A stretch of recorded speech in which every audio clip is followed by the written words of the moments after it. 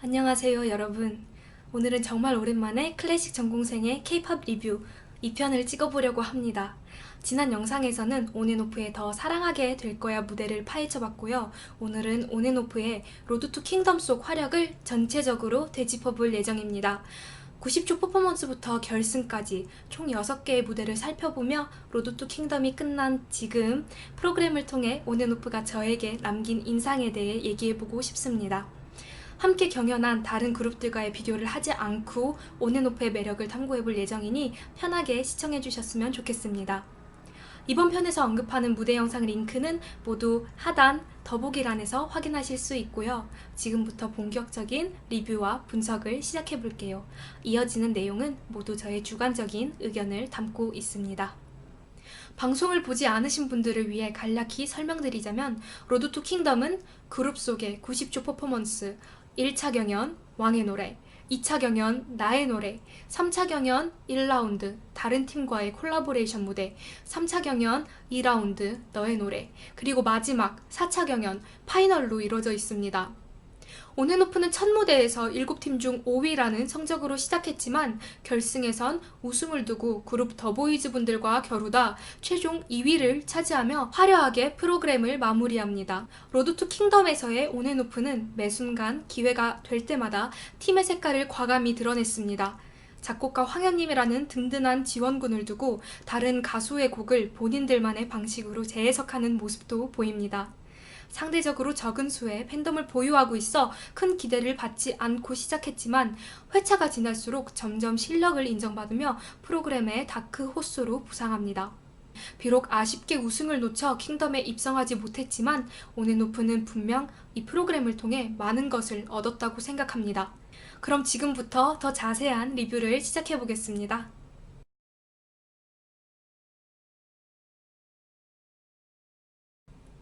처음으로 다른 그룹과 마주하는 대면식에서 온앤오프는 라이츠 온이라는 노래를 선곡합니다.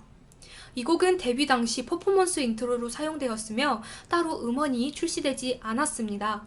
라이츠 온이라는 말 자체의 의미는 바로 온앤오프가 인사 전에 외치는 팀 구호이기도 하고요. 데뷔 무대의 인트로, 팀을 소개할 때 외치는 인사, 온앤오프가 첫 무대에서 어떤 부분에 가장 집중했는지 알 수 있는 대목이죠. 주어진 90초 동안 온앤오프는 장대한 스케일의 무대를 펼치는 대신 라이츠 온이라는 노래에 그동안 발매한 타이틀곡의 안무와 음악을 조금씩 녹여냅니다. 노래는 라이츠 온, Y, 사랑하게 될 거야와 온앤오프. 안무에서는 라이츠 온, Y, 사랑하게 될 거야, 컴플릿, 온앤오프. 한편으로 저에게는 굉장히 순수하게 다가왔던 무대이기도 합니다. 이미 퀸덤이라는 설레가 있기 때문에 로드 투 킹덤의 출연자들은 어떻게 해야 이기는 무대를 만들 수 있는지 알고 있었을 겁니다. 하지만 온앤오프는 외부적인 것보다는 팀 소개라는 목적에 집중하며 저희는 그동안 이런 음악을 해온 온앤오프입니다 라는 걸 보여줬습니다. 그렇기에 순위와 상관없이 뜻깊은 무대가 되지 않았나 싶습니다. 오히려 경연이 진행될수록 무대를 활용하는 부분에서 발전하는 모습이 경연의 또 하나의 관전 포인트가 된 것 같습니다.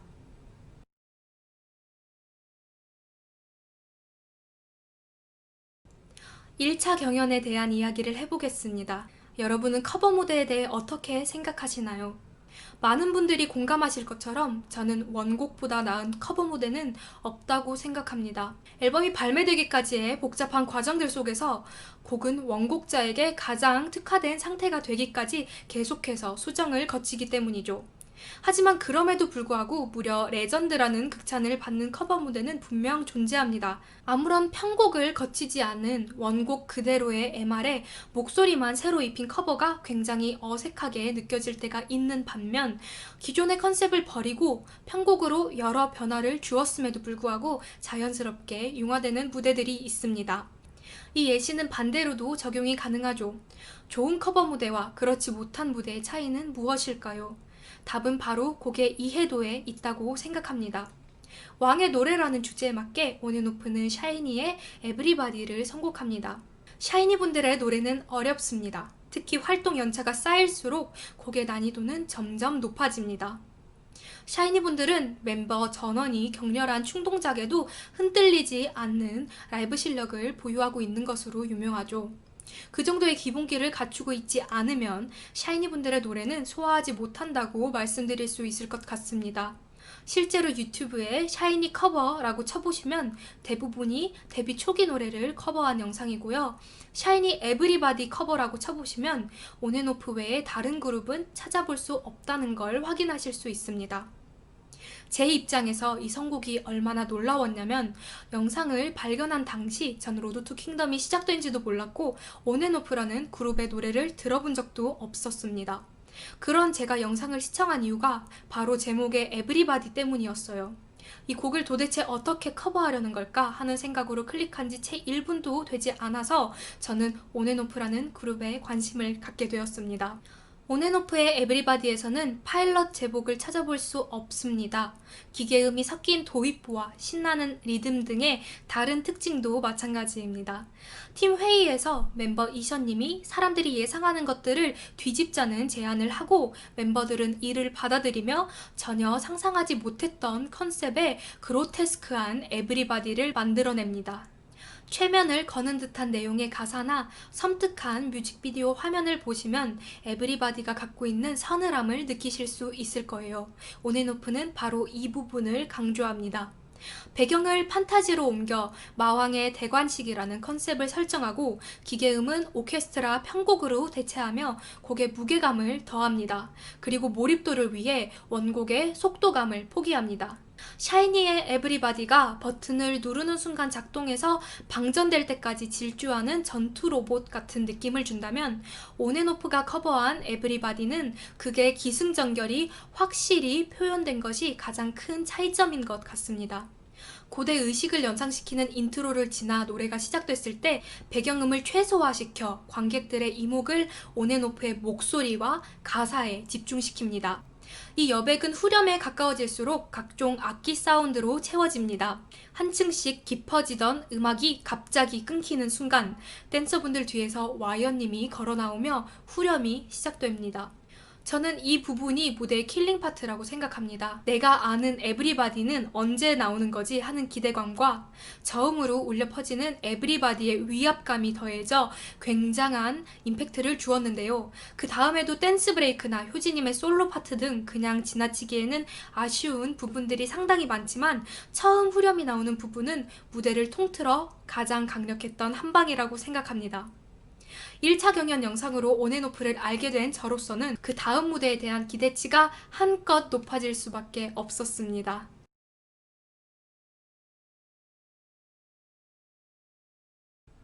2차 경연에 대한 자세한 이야기는 전 영상에서 다룬 바가 있습니다. 편곡 디테일을 살펴보며 무대 스토리와의 연관성을 찾는 등 다양한 이야기를 나누었기 때문에 궁금하신 분들은 오른쪽 상단의 링크를 통해 영상을 확인해 주시기 바랍니다. 나의 노래라는 주제에 온앤오프는 모스코모스코와 사랑하게 될 거야를 선곡합니다. 모스코모스코는 히든트랙이라는 프로그램에서 온앤오프의 수록곡 중 팬들이 뽑은 숨은 명곡 1위를 차지할 정도로 퓨즈분들의 많은 사랑을 받는 곡이고요. 사랑하게 될 거야는 아이돌 팬들 사이에서 명곡으로 인정받는 온앤오프의 대표곡 중 하나입니다. 2차 경연에서 온앤오프는 이 두 노래를 합쳐 더 사랑하게 될 거야 라는 제목으로 무대를 완성시킵니다. 더 사랑하게 될 거야의 컨셉은 인간을 사랑하게 된 인형의 이야기입니다.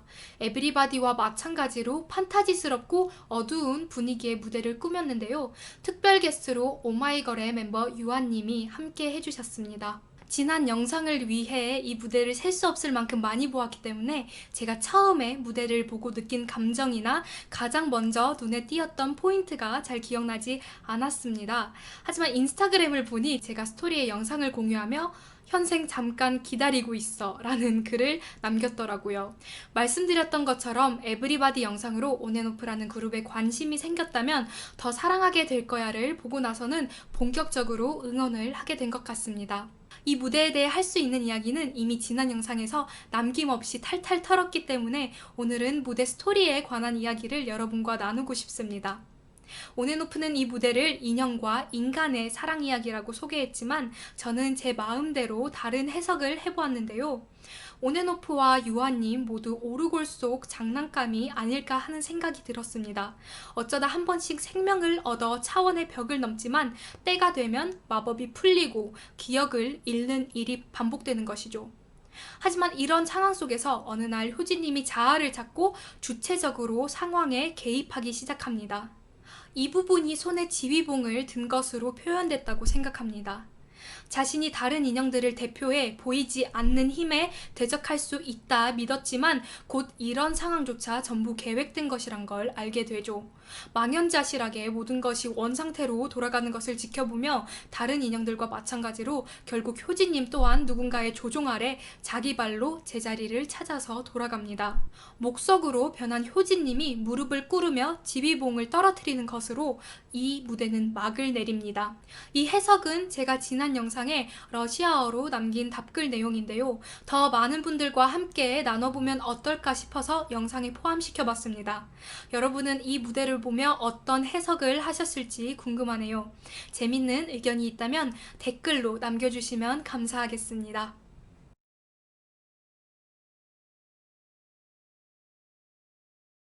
3차 경연은 2개의 라운드로 나눠서 진행합니다.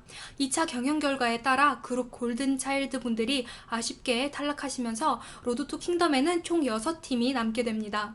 3차 경연 1라운드 주제는 다른 팀과의 콜라보레이션, 온앤오프는 그룹 펜타곤 분들과 함께하게 됩니다.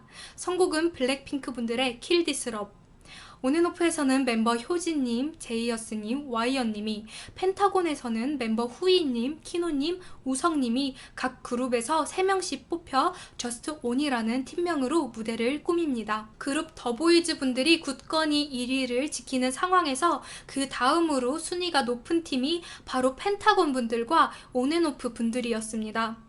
그래서인지 이들은 유독 우승을 향한 열의를 내비칩니다. 팀 회의에서 멤버들은 프로듀싱을 맡은 펜타곤의 후이님에게 더 처절하고 몽환적으로 더 깊게 가자는 이야기를 합니다.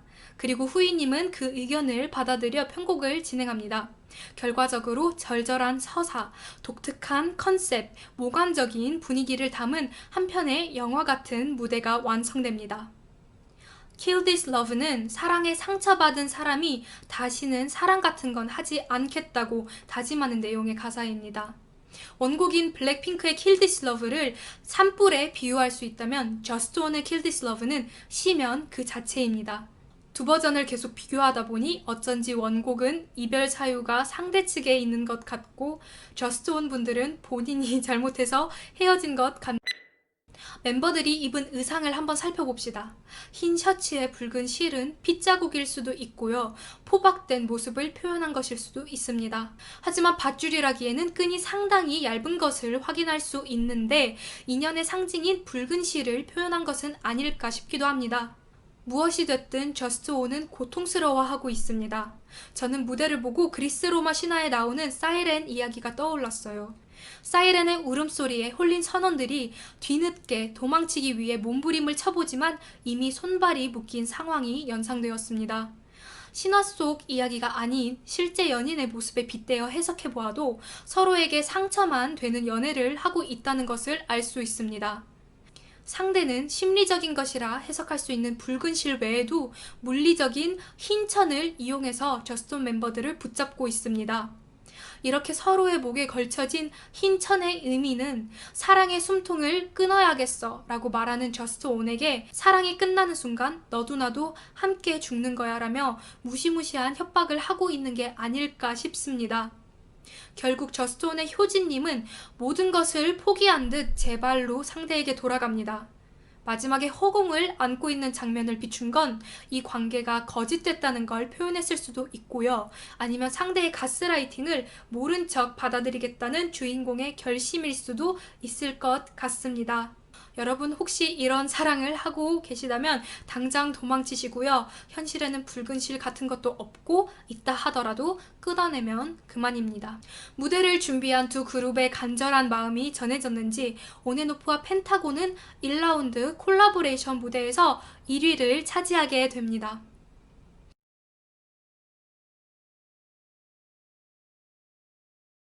로드 투 킹덤 3차 경연 2라운드 주제는 바로 너의 노래. 앞서 함께 콜라보 무대를 진행한 상대팀이 노래를 정해주는 미션이었는데요. 온앤오프는 B의 이츠 레이닝을 받게 됐습니다.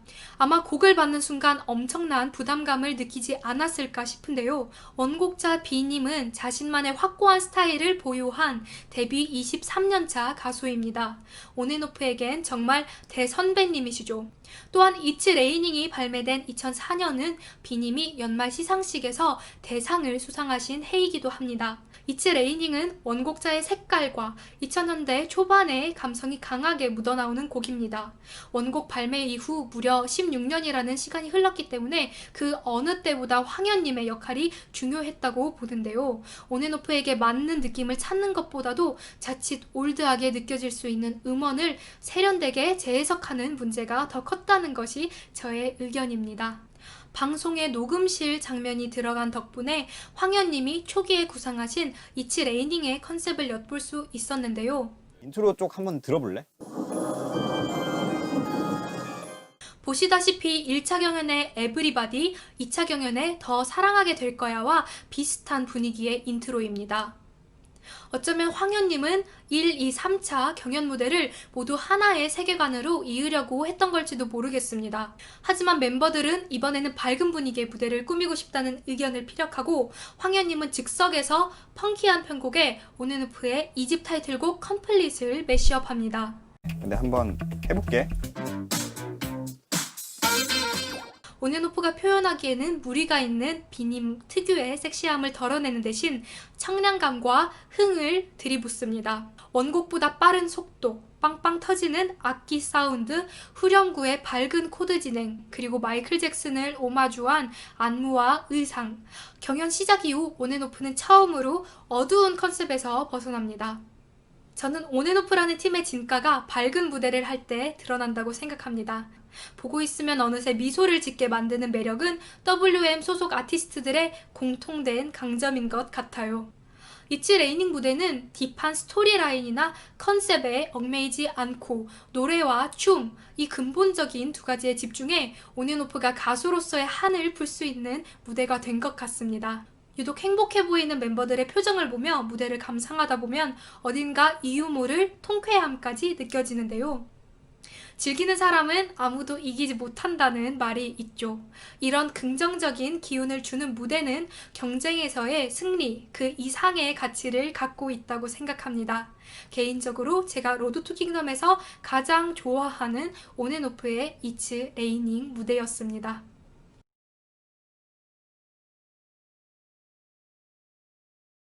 드디어 5번의 무대를 거쳐 파이널까지 왔습니다.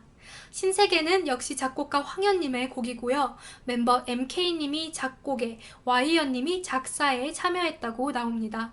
숨차게 달려가는 느낌을 주는 도입부에서 저는 바로 가장 최근 발매된 4집 앨범의 타이틀곡 Y를 떠올렸습니다. 실제로 파이널 곡 신세계와 Y의 세계관이 이어져 있다고 하는데요.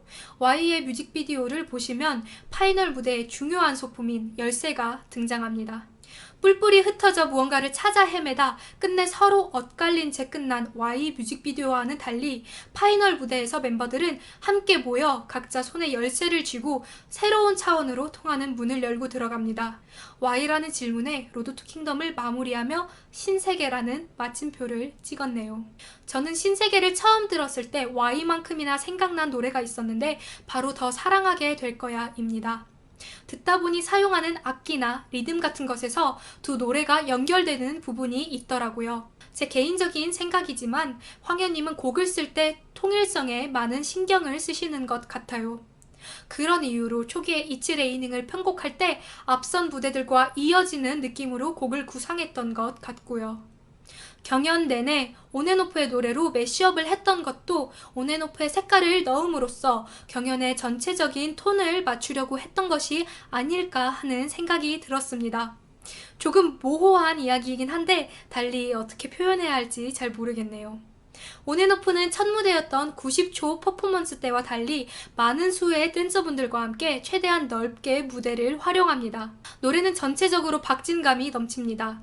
팽팽한 긴장감 속에서 벌스를 진행하다가 후렴구에 시원하게 고음을 터뜨리는데 이때 진성으로 내지르는 멤버들의 보컬이 정말 시원한 느낌을 주는 것 같습니다. 2절이 시작되는 부분부터 무대를 살펴보면 온앤오프는 전투차를 타고 진격하기 시작합니다. 그리고 함께 힘을 합쳐 적을 무너뜨리죠.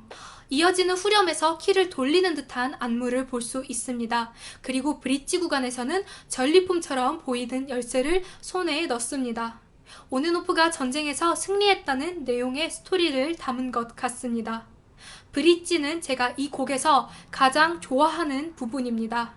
박자가 4분의 4박자에서 8분의 6박자로 전환되면서 강렬했던 분위기가 한순간에 누그러집니다. 장르가 SF물에서 갑자기 지브리 애니메이션으로 변한 것 같달까요? 찾아 헤매던 신세계에 발을 들이기 직전 설레고 부푼 마음을 표현한 것 같던 음악은 멤버들이 다른 차원으로의 문을 여는 순간 태풍처럼 거세지며 효진님의 폭발적인 고음 애드립과 함께 휘몰아치기 시작합니다. 이때 박자가 4분의 4박자로 돌아오며 노래가 기존의 템포를 회복합니다. 곡의 클라이맥스 부분이 떼창을 지나 무대는 점점 끝을 향해 달려갑니다. 그리고 숨을 쉬는 동안 무너지지 않아 절망에서 신기원을 찾아 신세계로 갈 거라는 앞으로의 포부를 담은 가사를 남기며 온앤오프의 파이널 무대는 끝이 납니다. 우린 간다 신세계로. 함께였기에 가능했던 도전, 서로가 있게 포기하지 않고 끝까지 달릴 수 있었다는 신세계의 메시지는 멤버들이 서로에게 하는 이야기일 수도 있고 온앤오프가 자신을 응원해주는 팬분들에게 하는 이야기일 수도 있습니다. 비록 로드 투 킹덤은 끝이 났지만 온앤오프 분들의 이야기는 이제부터 시작입니다. 이들의 앞으로의 활동이 더욱더 기대되는데요. 돌아오는 8월에 컴백 예정이라는 소식이 들려옵니다. 여러분, 로드 투 킹덤을 어떻게 감상하셨나요? 서바이벌 프로그램에 대해 어떻게 생각하시나요? 저는 서바이벌에 대해 굉장히 이중적인 마음을 갖고 있습니다. 서바이벌 특유의 잔인하고 가혹한 연출을 좋아하지 않지만 퀸덤이나 로드 투 킹덤에서처럼 아이돌 가수분들이 회사에서 세팅해준 것 이상의 모습을 보여줄 수 있다는 점에서 잘만 이용하면 도전자들에게 너무나도 좋은 경험이 될 수 있다고 생각합니다. 여담이지만 저는 모든 가수분들이 상처받지 않고 연애 활동을 하셨으면 좋겠습니다. 여러분, 이 컨텐츠는 1탄으로 끝날 뻔했습니다. 댓글로 여러분이 레전드로 꼽는 무대, 활동기간 또는 분석해줬으면 하는 아티스트 등을 남겨주신다면 제가 어느 정도 소재를 추리는 데 많은 도움이 될 것 같습니다. 이 컨텐츠는 굉장히 긴 준비 과정을 거쳐서 만들어집니다. 자료조사, 대본, 촬영, 편집까지 모두 저의 손으로 직접 하는 것이기 때문에 여러분의 좋아요와 응원은 정말 큰 힘이 됩니다. 새로운 영상을 놓치고 싶지 않으시다면 구독 부탁드리고요. 간혹 이상한 브이로그 같은 것이 올라와도 구독 취소는 하지 말아주세요. 긴 영상 시청해주셔서 정말 감사드립니다. 저는 이걸로 음대생의 귀로 들은 대중가요 온앤오프 편을 마무리하겠습니다. 목이 갔어요. 모두 건강 유의하시고 다음 영상에서 또 만나요.